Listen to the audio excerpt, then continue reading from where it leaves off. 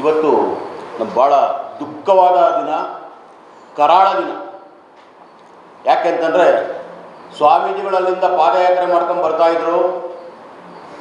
ಇವರು 27ನೇ ತಾರೀಕು ವಿಶೇಷ ಕ್ಯಾಬಿನೆಟ್ ಕರೆದಿದ್ದೀವಿ, ವಿಶೇಷ ಕ್ಯಾಬಿನೆಟಲ್ಲಿ ನಾವೆಲ್ಲವನ್ನು ಒಳ ಮೀಸಲಾತಿ, ಪರಿಶಿಷ್ಟ ಜಾತಿಗಳ ಒಳ ಮೀಸಲಾತಿ ವರ್ಗೀಕರಣವನ್ನು ತೀರ್ಮಾನ ಮಾಡಿ ಅಂತಿಮ ನಿರ್ಧಾರವನ್ನು ಕೈಗೊಳ್ತೀವಿ ಅಂತ ಹೇಳಿ ಸುಳ್ಳು ಹೇಳಿದರು. ಸ್ವಾಮೀಜಿಗಳಲ್ಲಿಂದ ಪಾದಯಾತ್ರೆ ಬರ್ತಾ ಇದ್ದರೆ ಅವ್ರನ್ನ ಬಂಧಿಸ್ಬಿಟ್ಟು ಪೊಲೀಸರ ದೌರ್ಜನ್ಯದ ಮೂಲಕ ವಾಪಸ್ ಕಳಿಸೋರು. ಇದೆಂಥ ದುರಂತ. ಆಮೇಲೆ ಪರ್ಮಿಷನ್ ಕೊಟ್ಟಿಲ್ಲ. ಬೇರೆ ಬೇರೆ ಸಮುದಾಯಗಳಿಗೆ, ಬೇರೆ ಬೇರೆ ಹೋರಾಟಗಳಿಗೆ ಫ್ರೀಡಮ್ ಪಾರ್ಕಲ್ಲಿ ಹೋರಾಟ ಮಾಡೋದಕ್ಕೆ ಪರ್ಮಿಷನನ್ನು ಕೊಟ್ಟಿದ್ದಾರೆ. ಆದರೆ ನಮ್ಮ ಸಮುದಾಯದ ಹೋರಾಟಕ್ಕೆ ಫ್ರೀಡಮ್ ಪಾರ್ಕಲ್ಲಿ ಪರ್ಮಿಷನ್ ಕೊಟ್ಟಿಲ್ಲ. It is criminalisation of politics.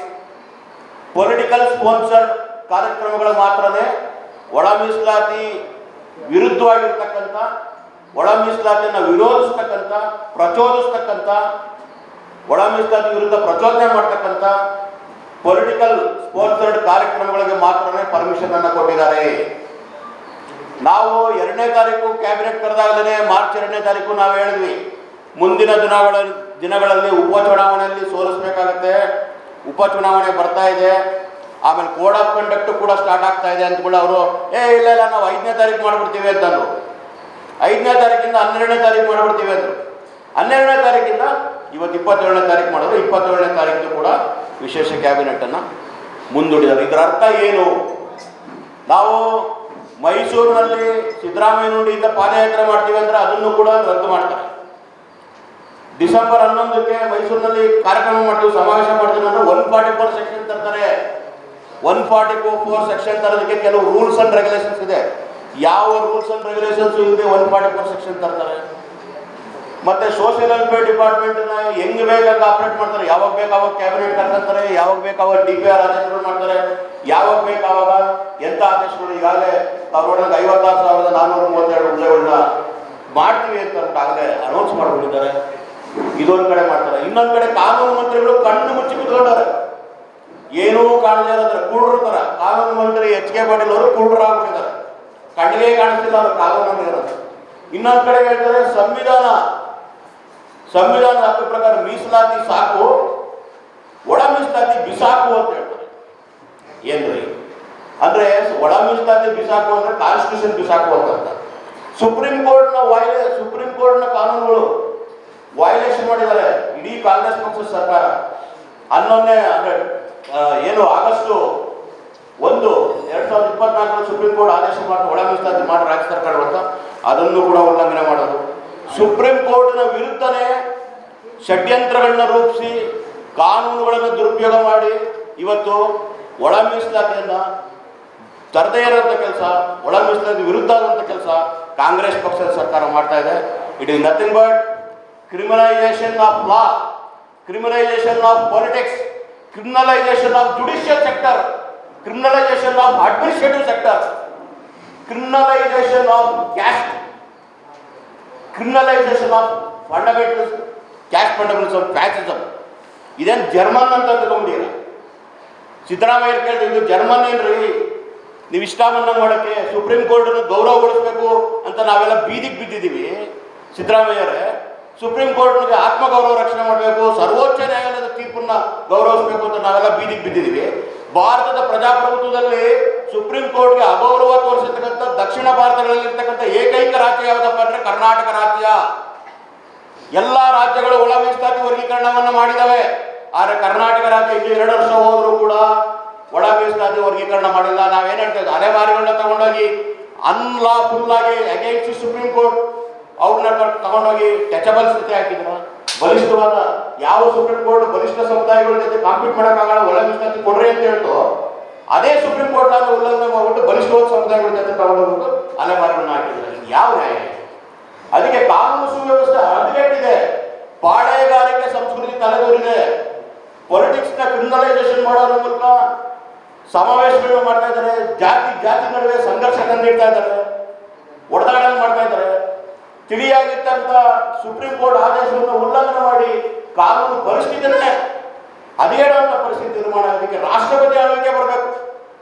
ಯಾವತ್ತು ಸುಪ್ರೀಂ ಕೋರ್ಟ್ ಆರ್ಡರ್ಗೆ ಇಲ್ಲಿ ಕರ್ನಾಟಕ ಸರ್ಕಾರದಲ್ಲಿ ಆಡಳಿತಾಂಗದಲ್ಲಿ, ಶಾಸಕಾಂಗದಲ್ಲಿ, ಅಡ್ಮಿನಿಸ್ಟ್ರೇಷನ್ಲಿ ಅವಕಾಶ ಇಲ್ವೋ, ಯಾವತ್ತು ಸುಪ್ರೀಂ ಕೋರ್ಟ್ಗೆ ಲಾಗೆ ಗೌರವ ಕೊಡಲು ಆ ಸರ್ಕಾರ, it is against the constitution.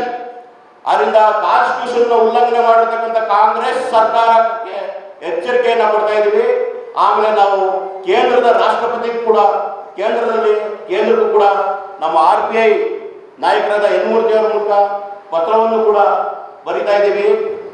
ನಮಗೆ ರಾಷ್ಟ್ರಪತಿ ಆಳ್ವಿಕೆ ತರ್ರಿ, ಕಾನೂನು ಸುವ್ಯವಸ್ಥೆ ಹೊರಟಾಗಿದೆ, ಜಾತಿ ಸಂಘರ್ಷ, ಯಾರಿಗೆ ಬೇಡ ಅವರಿಗೆ ಪರ್ಮಿಷನ್ ಕೊಡೋದು, ಯಾರಿಗೆ ಬೇಡ ಅವರೆಲ್ಲ ದೂರ ಮಾಡೋದು, ಯಾರ್ಯಾರು ಒಳ ಮೀಸಲಾತಿ ಹೋರಾಟ ಮಾಡ್ತಾರೆ ಅರೆಸ್ಟ್ ಮಾಡಿಸೋದು ಅನ್ಲಾಫುಲ್, ಅನ್ಕಾನ್ಸ್ಟಿಟ್ಯೂಷನಲ್. ಅದಕ್ಕೆ ಇಂಥ ಒಂದು ವಾತಾವರಣ ಬೇಕಾ ನಮಗೆ, ರಾಷ್ಟ್ರಪತಿ ಆಳ್ವಿಕೆ ತರಲಿ ಅಂತಲೂ ಕೂಡ ಒತ್ತಾಯ ಮಾಡ್ತಾ ಇದ್ವಿ. ಬರುವಂಥ ಚುನಾವಣೆಯಲ್ಲಿ ನಾವು ಕಾಂಗ್ರೆಸ್ ಪಕ್ಷವನ್ನು ದಾವಣಗೆರೆ ಮತ್ತು ಬಾಗಲಕೋಟೆ ಉಪಚುನಾವಣೆ ತೋರಿಸ್ತೀವಿ. ನಮ್ಮ ಸ್ವಾಮೀಜಿಗಳನ್ನ ಬಂಧಿಸೋದಕ್ಕೆ ಖಂಡನೆಯನ್ನು ವ್ಯಕ್ತಪಡಿಸ್ತಾ ಇದ್ದೀವಿ. ಇನ್ನು ಉಳಿದಂತೆ ನಾವೆಲ್ಲರೂ ಕೂಡ ಒಕ್ಕೂಟದಿಂದ, ಮಾದಿಗ ಸಂಘಟನೆಗಳ ಒಕ್ಕೂಟದಲ್ಲಿ ಮಾದಿಗ ದಂಡೋರ, ಮಾದಿಗ ಮೀಸಲಾತಿ ಹೋರಾಟ ಸಮಿತಿ, ಕರ್ನಾಟಕ ಮಾದಿಗ ದಂಡೋರ, ಅಖಿಲ ಭಾರತ ಮಾದಿಗ ದಂಡೋರ, ವಿಶ್ವ ಆದಿನ ಸಂಘ ಮತ್ತು ಕರ್ನಾಟಕ ಬಹುಜನ ಚಳವಳಿ, ಜೈ ಭಾರತ್ ಸಂಘ ಮತ್ತು ನಮ್ಮ ಎನ್ ಮೂರ್ತಿ ಅವರ ಸಂಘಟನೆ, DSS ಮತ್ತು RPI ಎಲ್ಲವೂ ಕೂಡ ಒಕ್ಕೂಟದಲ್ಲಿ ಸೇರಿ ನಾವು ಒಮ್ಮತದ ಅಭಿಪ್ರಾಯಕ್ಕೆ ಬಂದು ನಮ್ಮ ರಾಜಕೀಯವಾಗಿ ಉದ್ಭವ ಆಗಿರ್ತಕ್ಕಂಥ ಈ ಸಮಸ್ಯೆಗೆ ರಾಜಕೀಯವಾಗಿ ತಕ್ಕ ಉತ್ತರವನ್ನು ಕೊಡ್ತೀವಿ ಅಂತ ಹೇಳ್ತಾ ಜೈ ಭೀಮ್ ಅಖಿಲ ಭಾರತ ಸಂಘ, ಹಾಗೆ ರಾಜಕೀಯವಾಗಿ ಉದ್ಭವ ಆಗಿರ್ತಕ್ಕಂಥ ಸಮಸ್ಯೆ, ರಾಜಕೀಯ ಪಾಳೆಯಗಾರಿಕೆಗೆ, ರಾಜಕೀಯ ಹಿಟ್ಲರಿಸಮ್ಗೆ ನಾವು ಸರಿಯಾದಂಥ ಉತ್ತರವನ್ನು ಕೊಡ್ತೀವಿ ಈ ಚುನಾವಣೆಯಿಂದ ಕಾಂಗ್ರೆಸ್ ಸರ್ಕಾರಕ್ಕೆ ಎಚ್ಚರಿಸ್ತಾ ಇದ್ದೀವಿ. ನಮ್ಮ ಮತ ಜಾಗೃತಿ ಅಭಿಯಾನದ ಮೂಲಕ ನಾವೆಲ್ಲರೂ ಕೂಡ ಫೀಲ್ಡ್ಗೆ ಹೋಗ್ತಾ ಇದ್ದೀವಿ. ಅದೇ ನಮ್ಮ ಮುಂದಿನ ಹೋರಾಟ. ಒಕ್ಕೂಟದ ಎಲ್ಲ ಹಿರಿಯ ನಾಯಕರೇ, ಮಾಧ್ಯಮದ ಬಂಧುಗಳೇ, ಈ ದಿನದ ತುರ್ತು ಪತ್ರಿಕಾಗೋಷ್ಠಿ ಅತ್ಯಂತ ನಿರ್ಣಾಯಕ ಮತ್ತು ಮುಖ್ಯ ಹಾಗೂ ಅತ್ಯಂತ ತುರ್ತು. ಇಡೀ ರಾಜ್ಯದ ಪರಿಶಿಷ್ಟ ಜಾತಿಯವರು, ಇಡೀ ರಾಜ್ಯದ 101 ಜಾತಿಗಳು ಕೂಡ ಸಚಿವ ಸಂಪುಟದ 27ನೇ ತಾರೀಕು ಇವತ್ತು ನಡೀಬೇಕಾಗಿದ್ದಂಥ ಸಚಿವ ಸಂಪುಟದ ಮೇಲೆ ನಿಗಾವನ್ನು ಇಟ್ಟು ಕಿವಿ ಕಣ್ಣನ್ನು ಆಲಿಸ್ತಾ ಇದ್ದರು. ಆದರೆ ಇವತ್ತು ನಡೆಯಬೇಕಾದಂಥ ಸಚಿವ ಸಂಪುಟವನ್ನು ಹಿಂದೆ ಕೇಳಿದು ನಿನ್ನೆ ಸರ್ಕಾರ ಸಚಿವ ಸಂಪುಟವನ್ನು ನಡೆಸಿ ನಾಟಕೀಯ ರೀತಿಯಲ್ಲಿ ಸಚಿವ ಸಂಪುಟವನ್ನು ಅನಿರ್ದಿಷ್ಟ ಕಾಲ ಮುಂದಕ್ಕಾಕಿದೆ. ಒಳ ಮೀಸಲಾತಿ ಬಗ್ಗೆ ಚರ್ಚೆಯ ವಿಶೇಷ ಸಚಿವ ಸಂಪುಟ. ಈ ಸಚಿವ ಸಂಪುಟ ಕರ್ನಾಟಕ ಸರ್ಕಾರ ನಡೆಸುವಂಥ ಸಚಿವ ಸಂಪುಟ ಇದೆಯಲ್ಲ, ಇಂಥ ಹುಡುಗಾಟಿಕೆ, ಇದೊಂದು ರೀತಿಯ ಚೀಟು, ಇದೊಂದು ರೀತಿಯ ಮೋಸಗಾರಿಕೆಯ ತಂತ್ರಗಾರಿಕೆಯ ಷಡ್ಯಂತ್ರದ ಸಚಿವ ಸಂಪುಟ ಆಗಿದೆ. ಅದರಲ್ಲೂ ಪರಿಶಿಷ್ಟ ಜಾತಿಯವರನ್ನು, ಅದರಲ್ಲೂ ಮಾದಿಗ ಮತ್ತು ಮಾದಿಗ ಸಂಬಂಧಿತ ಜಾತಿಗಳನ್ನು ವೋಟ್ ಬ್ಯಾಂಕ್ ಆಗಿಟ್ಕೊಂಡಂಥ ಸಿದ್ದರಾಮಯ್ಯನವರು ಮತ್ತು ಕಾಂಗ್ರೆಸ್ ಸರ್ಕಾರ ಇವತ್ತು ಕೂಡ ಅವರ ಮತದ ಬ್ಯಾಂಕ್ಗೆ ಕನ್ನ ಹಾಕೋದ್ರ ಮೂಲಕ, ಅವರ ಹಣಕ್ಕೆ ಕನ್ನ ಹಾಕೋದ್ರ ಮೂಲಕ ಮೋಸವನ್ನು, ವಂಚನೆಯನ್ನು ಮಾಡ್ಕೊಂಡು ಬಂದಿದೆ. ನಾನು ಮೊದಲನೇದಾಗಿ ತಮ್ಮಲ್ಲಿ ಅತ್ಯಂತ ವಿನೀತ ಮನವಿ ಮಾಡೋದು, ಇಡೀ ರಾಜ್ಯದ ಅಥವಾ ದೇಶದ ನಾಗರಿಕರಲ್ಲಿ ಒಬ್ಬ ಸಮಾಜದ ಗುರುಗಳು, ಹಿರಿಯೂರು ಮೂಲ ಮಠದ ಆದಿಜಾಂಬವ ಮಠದ ಷಡಕ್ಷರಿ ಮುನಿಗಳು 350 ಕಿಲೋಮೀಟ್ರು ಹರಿಹರದಿಂದ ಬಿ ಕೃಷ್ಣಪ್ಪರವರ ಸ್ಮಾರಕದಿಂದ, ಸಮಾಧಿಯಿಂದ ಬೆಂಗಳೂರಿಗೆ ಜಾಥವನ್ನು ಬಂದು ಆ ಉರಿ ಬಿಸಿಲಿನಲ್ಲಿ ಹುಷಾರಿಲ್ಲದಿದ್ರೂ ಕೂಡ ನಡ್ಕೊಂಬಂದು ಕಾಲು ಮೈಕೈ ನೋವಿಂದ ಆಸ್ಪತ್ರೆಗೆ ಅಡ್ಮಿಟ್ ಆಗಿ ಬಂದಂಥ ಸ್ವಾಮೀಜಿಗಳನ್ನು ನೆಲಮಂಗಲದ ಅಥವಾ ರಸ್ತೆಯಲ್ಲಿ ನೂರಾರು ಪೊಲೀಸ್ನವರು ಹಿಡಿದು ಎಳೆದಾಡಿ ಬಟ್ಟೆಗಳನ್ನು ಜಗ್ಗಿ, ಅವರನ್ನು ಜಗ್ಗಿ ಎಳೆದು ಬಂಧನ ಮಾಡಿರೋದನ್ನು ನಾವು ತೀವ್ರವಾಗಿ, ಉಗ್ರವಾಗಿ ಖಂಡಿಸ್ತಾ ಇದ್ದೇವೆ. ಜೊತೆಗೆ ಆ ದೃಶ್ಯವನ್ನು ನೋಡಿದರೆ ತುಂಬ ನೋವು. ನಮ್ಮನ್ನೆಲ್ಲನೂ ಕೂಡ ಎಳೆದು ಬಸ್ಸಿಗೆ ತಳ್ಳಿ ಸ್ವಾಮೀಜಿಯವರನ್ನು ಬಂಧನ ಮಾಡ್ತಾರಲ್ಲ, ಅವರು ಈ ಜನದ ನೋವನ್ನು ನುಡಿಸೋದಕ್ಕೋಸ್ಕರ ಈ ಜನದ ಕಣ್ಣೀರು ಒರೆಸೋಕ್ಕೋಸ್ಕರ ಅವರು ನಡೆದು ಬಂದರೆ ಇಡೀ ಸಂವಿಧಾನಕ್ಕೆ ಅಪಚಾರವನ್ನು ಮಾಡಿ ಪ್ರಜಾಪ್ರಭುತ್ವ ಅಭಿವ್ಯಕ್ತಿ ಸ್ವಾತಂತ್ರ್ಯವನ್ನು ಹರಣವನ್ನು ಮಾಡಿ ಸ್ವಾಮೀಜಿಯವರ ಬಂಧನ ಮಾಡ್ತೀರಿ. ನೀವು ಬೇರೆ ಸ್ವಾಮೀಜಿಯವರನ್ನು, ಲಿಂಗಾಯತ ಸ್ವಾಮೀಜಿಗಳು ಅಥವಾ ಒಕ್ಕಲಿಗ ಸಮಾಜದ ಸ್ವಾಮೀಜಿಗಳು ನಿಂಗೆ ಬಂಧ ಮಾಡಿ ಜೀರ್ಣಿಸ್ಕೊಳಕ್ಕೆ ಆಗ್ತದೇನ್ರಿ ಸಿದ್ದರಾಮಯ್ಯನವರೇ? ಒಬ್ಬ ಕೆಳವರ್ಗದ ಸ್ವಾಮೀಜಿಗಳು ಅಂತ ಹೇಳಿ ಒಬ್ಬ ಈ ದೇಶದ ಹಿರಿಯ ಗುರುಗಳನ್ನು ನೀವು ಎಳೆದಾಡಿ ಬಟ್ಟೆಯನ್ನು ಜಗ್ಗಿ ಅವರನ್ನೊಬ್ಬ ಅಪರಾಧಿ ದರೋಡೆಕಾರ ಕಳ್ಳನ ರೀತಿಯಲ್ಲಿ ಎಳೆದು ಬಸ್ಗೆ ತಳ್ತಿರಲ್ಲ, ನಾಚಿಕೆ ಆಗಲ್ವ ನಿಮಗೆ? ಇದು ನೋವು. ಅದನ್ನು ನೋಡಿದಂತಹ ನಾಗರಿಕರು ಆ ಸಮಾಜದ ಭಾವನಾತ್ಮಕ ಸಂಬಂಧಗಳಿಗೆ ಸಿಡಿಲು ಬಡಿದಿದೆ. ಇದನ್ನು ಮೊದಲನೇದಾಗಿ ಇವತ್ತು ಸಭೆಯಲ್ಲಿ ಖಂಡನೆಯನ್ನು ಮಾಡಿದ್ದೇವೆ. ಎರಡನೇದಾಗಿ ಏನು ಸಚಿವ ಸಂಪುಟ ಮುಂದೂಡಿದಿರಲ್ಲ, ಈ ಸಚಿವ ಸಂಪುಟ ನೀತಿ ಸಂಹಿತೆ ಒಳ ಮೀಸಲಾತಿಗೂ ನೀತಿಗೂ ಸಂಹಿತೆಗೂ ಸಂಬಂಧ ಏನ್ರಿ? ಈಗಾಗಲೇ ವಿಧೇಯಕ ಆಗಿದೆ, ರಾಜ್ಯಪಾಲರ ಅಂಕಿತ ಆಗಿದೆ, ಉಭಯ ಸದನಗಳ ತೀರ್ಮಾನ ಆಗಿದೆ. ನೀವು ಹೊಸ ಯೋಜನೆಗಳಿಗೆ ಹೊಸ ಮಾದರಿಯ ಜಾರಿಯಾಗೋದಕ್ಕೆ ನೀತಿ ಸಂಹಿತೆ ಇದೆ. ಇದೀಗಾಗಲೇ ವಿಧೇಯಕ ಆಗಿರೋದನ್ನ ನೀತಿ ಸಂಹಿತೆಯನ್ನು ಗಂಟಾಗ್ತಿರಲ್ಲ, ನೆಪ ಹೊಡ್ತಿರಲ್ಲ, ಇದು ಸರಿಯಾದ ಕ್ರಮ ಅಲ್ಲ. ನೀತಿ ಸಂಹಿತೆಗೂ ಸಚಿವ ಸಂಪುಟ ನಡೆಸೋದಕ್ಕೂ ಎತ್ತಣೆಯ ಸಂಬಂಧ ಅನ್ನಂಗೆ ಆಗ್ತದೆ. MCC ಜಾರಿಯಾದರೂ ಕೂಡ ಅಥವಾ ನೀತಿ ಸಂಹಿತೆ ಜಾರಿಯಾದರೂ ಕೂಡ ಸಚಿವ ಸಂಪುಟನ ನಡೆಸ್ಬೋದು, ನಡೆಸಿದ ಸಂಪ್ರದಾಯಗಳಿದೆ.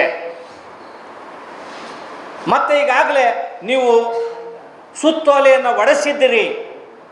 ಹೊಸ ಉದ್ಯೋಗ ನೇಮಕಾತಿ ಏನಲ್ಲ, ಇರೋ ಉದ್ಯೋಗಗಳಲ್ಲಿ ನೀವು ಮೀಸಲಾತಿಯನ್ನು ಅಳವಡಿಸಿ ಅಂತ ಅಷ್ಟೇ ಇರೋ ಸಬ್ಜೆಕ್ಟು.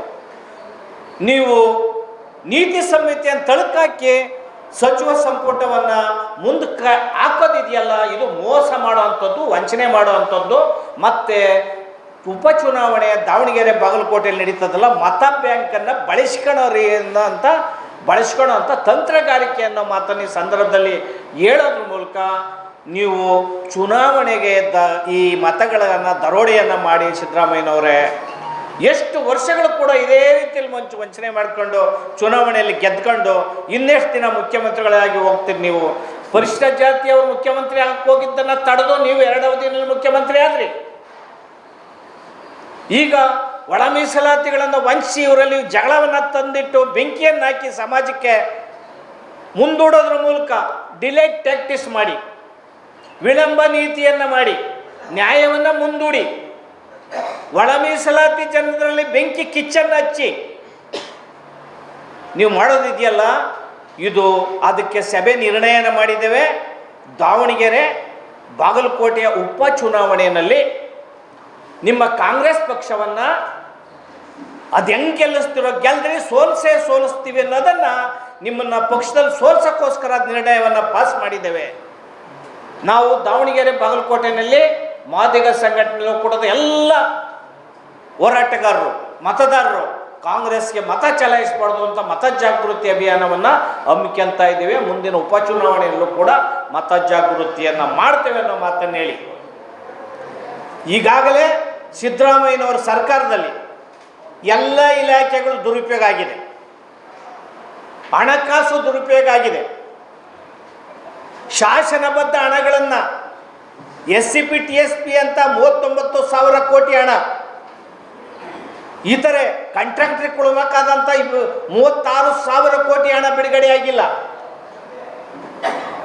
ಅನೇಕ ಹೋರಾಟಗಳು ನಡೀತಾ ಇದ್ದಾವೆ. ಅಂಗನವಾಡಿ ಕಾರ್ಯಕರ್ತರ ಹೋರಾಟ, ಪೌರ ಕಾರ್ಮಿಕರ ಹೋರಾಟ, ಆಶಾ ಕಾರ್ಯಕರ್ತರ ಹೋರಾಟ, ಶಿಕ್ಷಕರ ಹೋರಾಟ, ನೌಕರರ ಹೋರಾಟ, ಕೂಲಿ ಕಾರ್ಮಿಕರ ಹೋರಾಟ, ರೈತರ ಹೋರಾಟ ಎಲ್ಲ ನಡೀತಿದ್ರು ಕೂಡ ಡೆಮಾಕ್ರಸಿಗೆ, ಪ್ರಜಾಪ್ರಭುತ್ವಕ್ಕೆ, ಸಂವಿಧಾನಕ್ಕೆ ಬೆಲೆ ಕೊಡದಲೆ ಯಾರ ಮನವಿಗಳನ್ನು ಸಿದ್ದರಾಮಯ್ಯ ಸರ್ಕಾರ ಆಲಿಸಿಲ್ಲ. ಆ ಕಾರಣದಿಂದ ಕಾನೂನು ಸುವ್ಯವಸ್ಥೆ ರಾಜ್ಯದಲ್ಲಿ ಹದಗೆಟ್ಟಿದೆ. ಆದ್ದರಿಂದ ರಾಷ್ಟ್ರಪತಿ ಆಡಳಿತವನ್ನು ರಾಜ್ಯಕ್ಕೆ ತರಬೇಕು ಅಂತ ಹೇಳಿ ಸಿದ್ದರಾಮಯ್ಯ ಸರ್ಕಾರನ ಕೂಡಲೇ ವಜಾ ಮಾಡಬೇಕು, ಸಿದ್ದರಾಮಯ್ಯ ಸರ್ಕಾರನ ಕೇಂದ್ರ ಸರ್ಕಾರ ಕೂಡಲೇ ವಜಾ ಮಾಡಬೇಕು ಅಂತ ಆಗ್ರಹವನ್ನು ಮಾಡೋದ್ರ ಮೂಲಕ ಸಿದ್ದರಾಮಯ್ಯನವರು ತತ್ಕ್ಷಣ ರಾಜೀನಾಮೆಯನ್ನು ಕೊಡಬೇಕು ಅಂತೇಳಿ ಒತ್ತಾಯವನ್ನು ಮಾಡ್ತಾ ಇದ್ದೇವೆ. ಯಾಕಂದ್ರೆ ರಾಜ್ಯದಲ್ಲಿ 20 ಜಿಲ್ಲೆಗಳಲ್ಲಿ ಸಾಮಾಜಿಕ ಬಹಿಷ್ಕಾರ ಇದೆ ಪರಿಶಿಷ್ಟ ಜಾತಿಯವರ ಮೇಲೆ. 3.6 ಮಾತ್ರ ಶಿಕ್ಷೆಗಳ ಪ್ರಮಾಣ ದೌರ್ಜನ್ಯಗಳಿಗೆ. ಅದು ಇನ್ನ ಕುಸಿತ ಆಗಿದೆ. ಎಲ್ಲ ಅಪರಾಧಿಗಳು ಬಿಡುಗಡೆ ಆಗ್ತಾರೆ. ಹೆಣ್ಮಕ್ಳಿಗೆ ರಕ್ಷಣೆ ಇಲ್ಲ, ಪರಿಶಿಷ್ಟ ಜಾತಿಯವರ ರಕ್ಷಣೆ ಇಲ್ಲ. ಅವರ ಕೂಲಿಗಳು ಅಥವಾ ಅವರ ಸಂಪತ್ತನ್ನು ಅಥವಾ ಸಂಪಾದನೆಯನ್ನು ಹೆಚ್ಚು ಮಾಡೋದಕ್ಕಿಂತ ಕಡಿಮೆ ಆಗಿದೆ. ಬಡತನ ಜಾಸ್ತಿ ಆಗಿದೆ, ಹಾಹಾಕಾರ ಜಾಸ್ತಿ ಆಗಿದೆ, ನಿರುದ್ಯೋಗ ಜಾಸ್ತಿ ಆಗಿದೆ, ಮತ್ತೆ ಜಾತಿ ಕೋಮುವಾದ ಘರ್ಷಣೆ ಜಾಸ್ತಿ ಆಗಿದೆ, ಅಲ್ಲಲ್ಲೇ ಹೊಡೆದಾಟ ಬಡಿದಾಟಗಳು ಜಾಸ್ತಿ ಆಗಿದ್ದಾವೆ. ಆದ್ದರಿಂದ ಸಿದ್ದರಾಮಯ್ಯನವರ ಸರ್ಕಾರದಲ್ಲಿ ಅರಾಜಕತೆ ಹೆಚ್ಚಾಗಿರೋದ್ರಿಂದ ಕೂಡಲೇ ಅವರ ಸರ್ಕಾರವನ್ನು ವಜಾ ಮಾಡಬೇಕು ಅಂತೇಳಿ ಈ ಮೂಲಕ ಆಗ್ರಹವನ್ನು ಮಾಡ್ತಾ ಇದ್ದೇವೆ. ಜೊತೆಗೆ ಸಿದ್ದರಾಮಯ್ಯನವರು ಅನೇಕ ತೀರ್ಪುಗಳು ಬಂದಿದ್ದಾವೆ ಕೋರ್ಟಿಂದ. 7 ಜನ ನ್ಯಾಯಾಧೀಶರ ಸಂವಿಧಾನದ ಪೀಠದ ತೀರ್ಪುಗಳು, ಹೈಕೋರ್ಟಿನ ತೀರ್ಪುಗಳು, ಸುಪ್ರೀಂ ಕೋರ್ಟ್ನ ತೀರ್ಪುಗಳು, ಎಲ್ಲ ತೀರ್ಪುಗಳನ್ನು ಸಿದ್ದರಾಮಯ್ಯನವ್ರ ಸರ್ಕಾರ ಕಡೆಗಣಿಸಿದೆ. ಅದರಿಂದ ಕಂಟೆಂಪ್ಟ್ ಕೋರ್ಟಲ್ಲಿದೆ ಸಿದ್ದರಾಮಯ್ಯನವ್ರ ಸರ್ಕಾರ, ಕಂಟೆಂಪ್ಟ್ ಕಾನ್ಸ್ಟಿಟ್ಯೂಷನ್ ಇದೆ ಸಿದ್ದರಾಮಯ್ಯವ್ರ ಸರ್ಕಾರ. ಸಂವಿಧಾನ ಬಾಹಿರವಾಗಿ ಸಿದ್ದರಾಮಯ್ಯನವ್ರ ಸರ್ಕಾರ ನಡೀತಾ ಇದೆ. ಯಾವುದೇ ಕೋರ್ಟಿನ ಆಜ್ಞೆಗೆ ಬೆಲೆ ಕೊಡ್ತಾ ಇಲ್ಲ, ಯಾವುದೇ ಆಯೋಗದ ವರದಿಗಳಿಗೆ ಬೆಲೆಯನ್ನು ಕೊಡ್ತಾ ಇಲ್ಲ.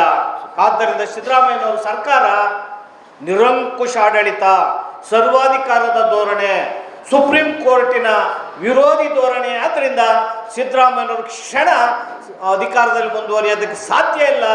ಮತ್ತು ಏನು SC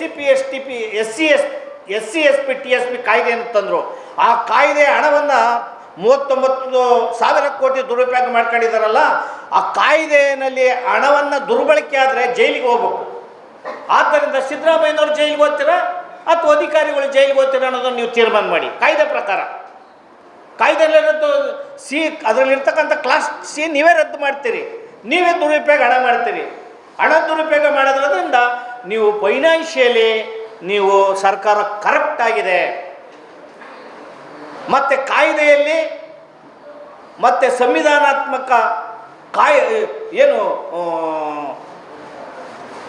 ಸಂವಿಧಾನಾತ್ಮಕವಾಗಿ ಬಳಸ್ತಂಥ ಹಣವನ್ನು ನೀವು ಯಾವುದೇ ಸಂವಿಧಾನದ ಅಡಿಯಲ್ಲಿ ನೀವು ಬಳಸ್ತಾನೆ ಬೇರೆ ಬೇರೆ ಇದಕ್ಕೆ ಯೋಜನೆಗಳು ನೀವೇ ಮಾಡ್ಕೊಂಡು ಹಣವನ್ನು ದುರುಪಯೋಗ ಮಾಡ್ತಾ ಇದ್ದೀರಿ.